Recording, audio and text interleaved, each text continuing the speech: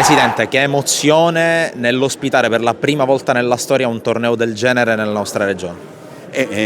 Come avete visto, tanta emozione, perché fare per la prima volta il torneo delle regioni in Sicilia, oltre a determinare un momento di grande impegno per tutti noi, determina anche tanta responsabilità, tanto senso di responsabilità, proprio perché vogliamo fare un grande torneo che metta insieme tutte le anime della Sicilia e tutti i territori della Sicilia. Quindi abbiamo coinvolto Palermo e Trapani, dove ci sarà il girone A, Agrigento, Caltanissetta, Enna il girone B, il girone C Ragusa e Siracusa, il girone D Catania e Giardini, il girone E Taormina, Messina. Insomma, abbiamo messo insieme tutta la Sicilia. Comprenderete voi che la Sicilia è una regione molto grande, quindi sarà un impegno non di poco conto. Gli obiettivi, vogliamo raggiungere 4 obiettivi che sono diversi dal fare propriamente un'attività sportiva. Vogliamo promuovere l'evento sportivo, ma vogliamo promuovere anche la nostra terra, la nostra meravigliosa terra.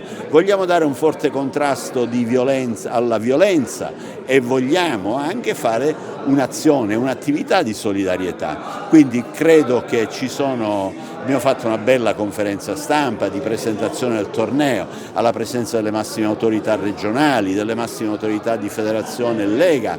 Mai come oggi c'è stata tutta questa attenzione, tutta questa vicinanza attorno al Comitato regionale Sicilia. Quindi siamo veramente contenti e andiamo avanti, questa è la strada giusta. Per te è una soddisfazione questo successo?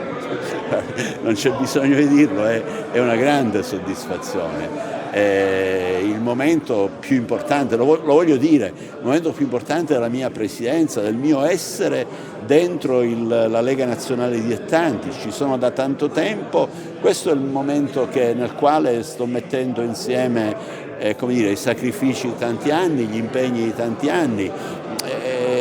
Voi considerate che quest'anno la Regione Sicilia è stato un report del Corriere dello Sport, quando in pratica è stato sottolineato che in questi primi 3 mesi degli inizi del campionato in tutta Italia ci sono state oltre 190 episodi di aggressione agli arbitri.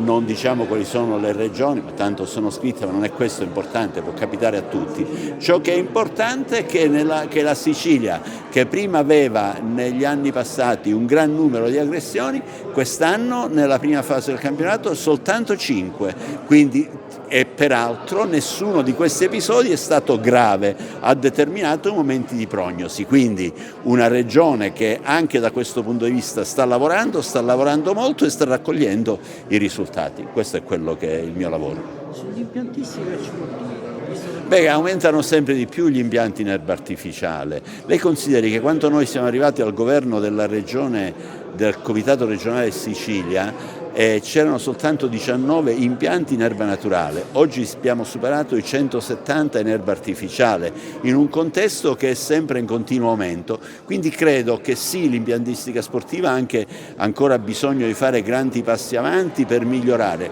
ma certamente rispetto al 2007 la situazione va molto meglio. La domanda era diversa, siccome non avete comunicato ancora gli impianti, state avendo difficoltà? Assolutamente no, abbiamo problemi di abbondanza, semmai. A sceglierli. Semmai abbiamo problemi di abbondanza e abbiamo tante richieste, e siccome il torneo si svilupperà secondo questa formula, che gioca per esempio la Sicilia con la Lombardia, si sceglie il campo, alle 7 giocano i giovanissimi, alle 9 giocano i giovanissimi, alle 11 gli allievi, alle 14 gli juniores, alle 17 il femminile, tutti nello stesso campo.